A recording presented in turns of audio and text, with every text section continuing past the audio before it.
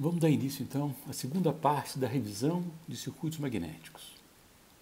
Na aula passada, a gente falou sobre a lei de Faraday, chegamos à equação E igual a menos d lambda dt, definimos o fluxo concatenado lambda e falamos que para determinar lambda eu preciso conhecer B, densidade de campo, e preciso conhecer H. Falei que um está relacionado com o outro, mas a relação entre B e H é uma relação bastante complexa, de forma que hoje nós vamos detalhar essa relação entre B e H e também, dentro da lei de Faraday, a gente observa que a tensão está relacionada com o fluxo e para o equacionamento de um sistema elétrico é melhor relacionar E com I, de forma que vamos definir a indutância que é super importante para entender os conceitos de conversão eletromecânica de energia. Então, nossos objetivos, como foi dito, foi essa relação BH, em particular dos materiais ferromagnéticos, e fazer uma analogia entre circuitos elétrico e magnético, fechando com a definição da indutância. A relação BH no vácuo é uma relação absolutamente simples, é uma relação linear. O vetor B está em fase, né?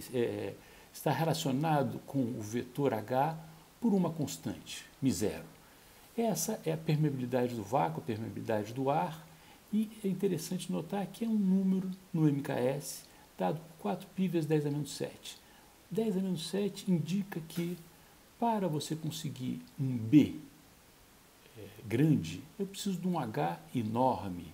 A gente falou na aula passada que H está relacionado com a causa, ou uma corrente passando num condutor produz H, e B está relacionado à consequência, à tensão gerada, ao fluxo gerado, está relacionado com B. Portanto, eu preciso de muito H para pouco B, dado que essa relação linear entre B e H é uma relação com uma declividade, a reta com uma declividade muito pequenininha.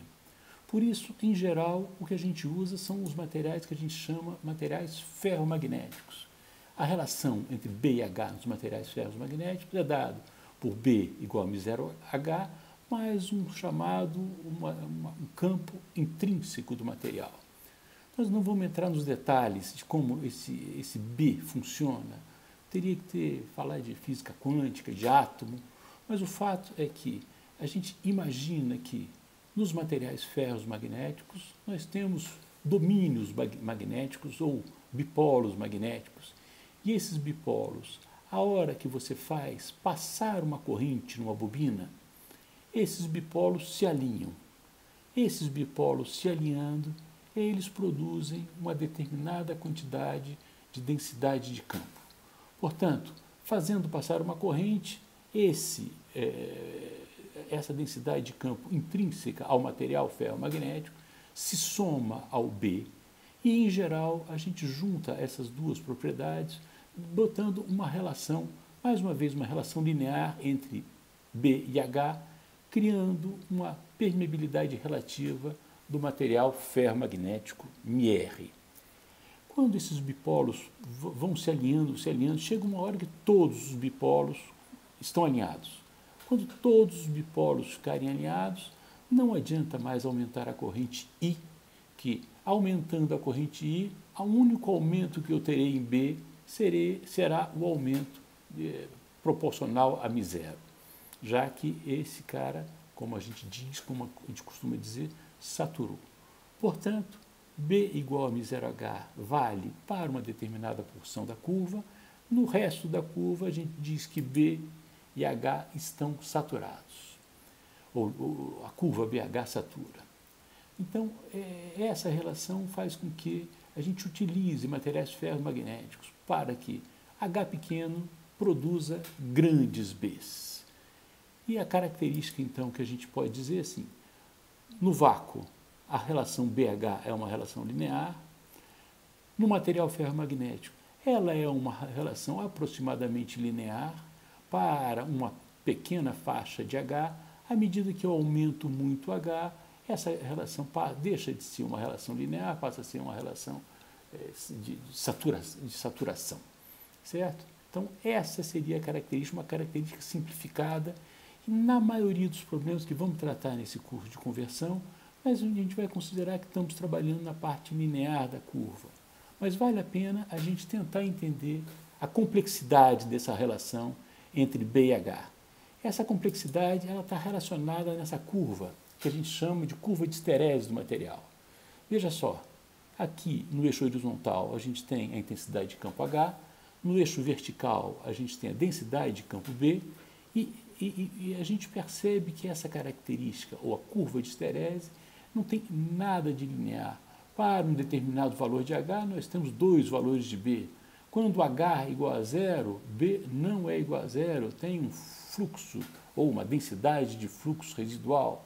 Então, e outra coisa que a gente repara nessa curva é que quanto maior for a corrente ou quanto maior for o meu H nesse meu material ferromagnético, mais saturada vai estar essa curva, maior vai ser a área dessa minha chamada curva de esterese.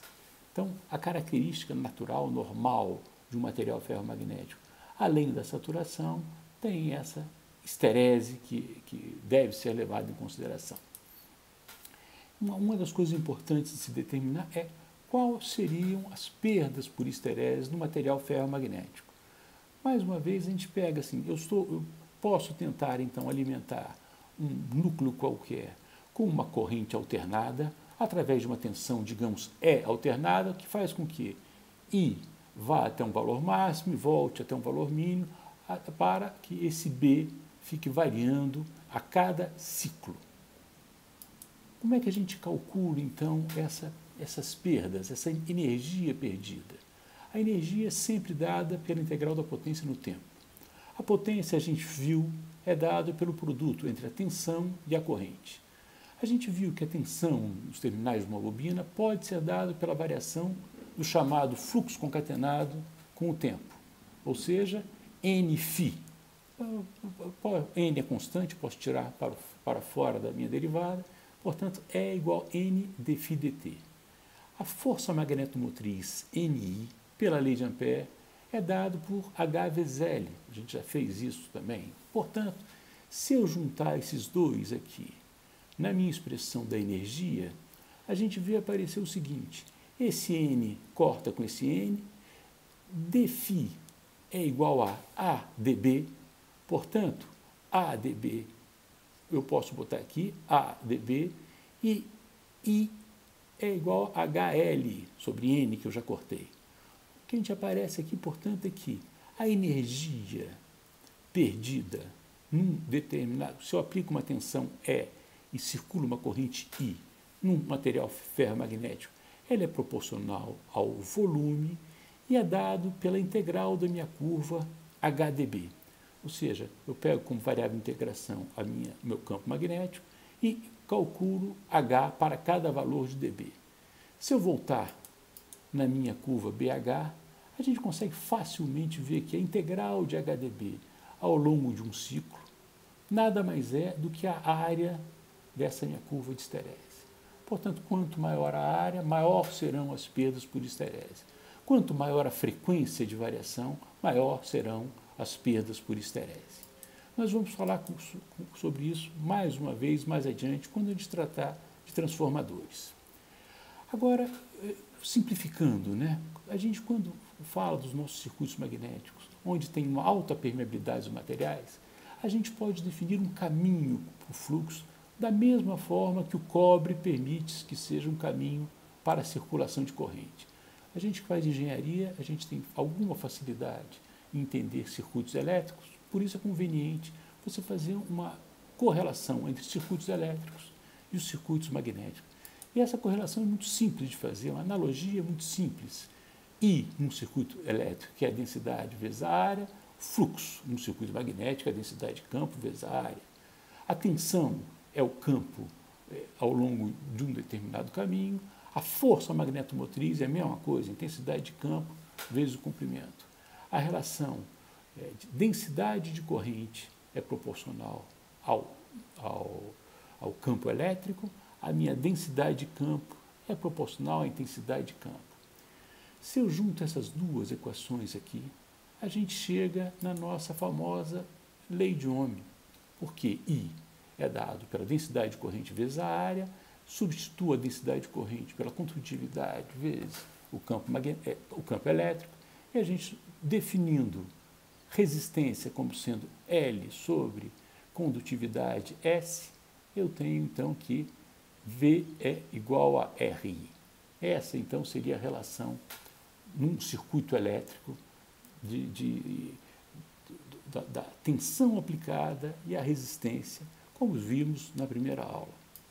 Para o nosso circuito magnético, é interessante definir a relutância. A relutância tem a definição análoga à resistência de um circuito elétrico, que ela é dada pelo comprimento L, dividido pela área e pela permeabilidade do material ferromagnético. Da mesma forma, a gente teria o equivalente ou análogo à lei de Ohm para um circuito magnético, que diria que o fluxo será igual à força magnetomotriz dividido pela relutância do caminho magnético. Obviamente, quanto maior o comprimento, maior será a relutância, quanto maior a permeabilidade, menor será a relutância, quanto maior a área, também eu terei menor relutância. É interessante observar o seguinte, olha só, quando a gente fez aquela curva simplificada entre B e H, a gente pode dizer que essa curva é muito parecida com a relação entre fluxo e força magnetomotriz, uma vez que a relação entre B e φ, para um circuito magnético que eu conheça a área, φ igual a B vezes A, essa relação entre intensidade de campo e força magnetomotriz também é conhecida, se eu conhecer o circuito magnético, porque H vezes L é igual à força magnetomotriz. Então, mudando a escala, a minha curva BH, ela corresponde também à minha curva φ, força magnetomotriz, e a declividade dessa nova curva seria o inverso da relutância, que é a permeância do circuito magnético. Veja só, isso aí então vale também para a saturação. Essa relação entre fluxo e força magnetomotriz, ela só é linear na mesma proporção da minha curva BH, na mesma proporção que a curva BH é linear. Então, a definição, como foi visto, de permeância do caminho magnético é o inverso da relutância, que é exatamente a declividade daquela característica BH ou característica fluxo-força magnetomotriz. Finalmente, então, vamos chegar à definição da indutância.